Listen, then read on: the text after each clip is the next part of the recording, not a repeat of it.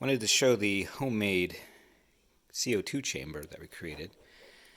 Effectively, we'll start the gas tank. This is carbon dioxide gas with a regulator on it. You notice there's liters per minute, and then also PSI. We're more interested in this side.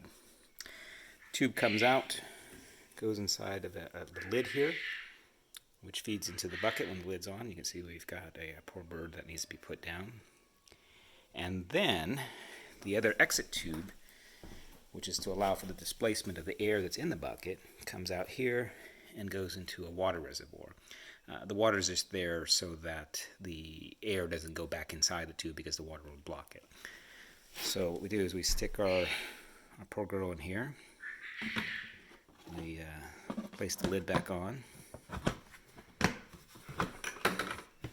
sure it's on pretty well. We don't want the gas to escape. We want it to work. And what we're going to do, this is very humane, very easy, is we're going to turn the valve on. And you can see this activates gas to the regulator. And we want to do something around 10 liters per minute. You hear the gas going in. Let that sit, and we'll let it sit for 2 minutes, which should be enough volume of gas to saturate the bucket. And we do this to provide a pretty easy passing for the bird. There's no pain, no movement. They literally just go to sleep, and then when they're done, they just fall over. So we'll let that sit for 2 minutes here. I got my timer going.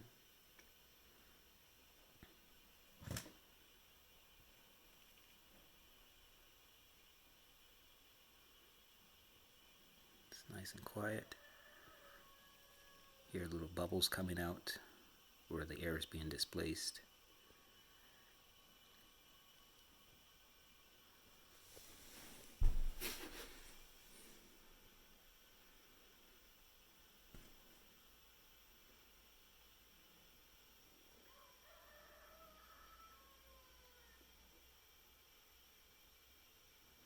And we use 10 liters per minute so that we don't put too much gas in, and it's more of an easy transition.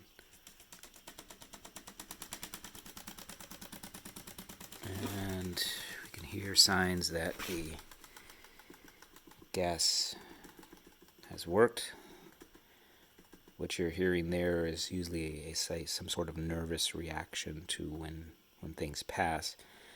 The brain, everything kicks off certain electrical impulses, causes spasms in the wings and the arms. We'll let that go just for a little bit longer here.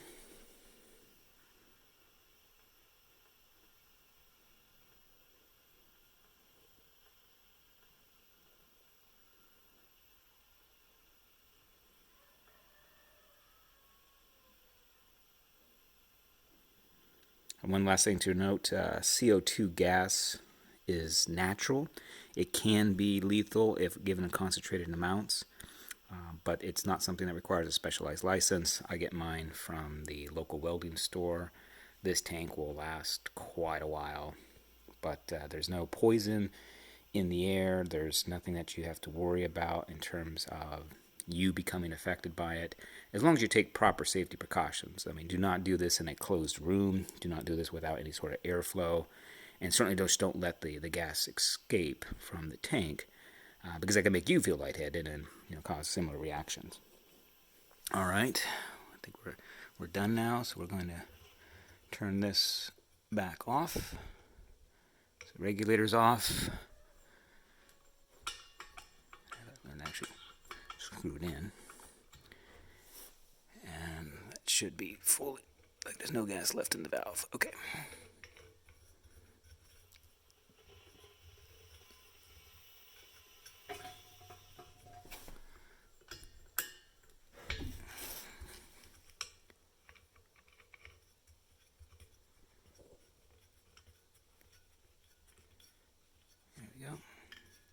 Guess I had it pretty wide open there.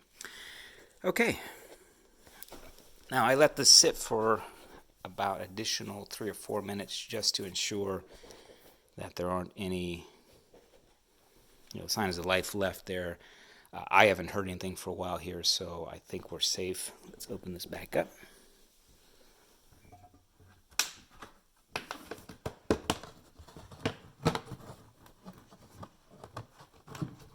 I'm going to set this down.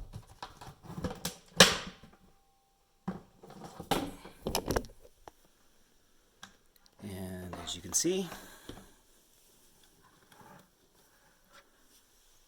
very effective. Bird has sat down. She's thrown up a little bit there. I think she just drank some water.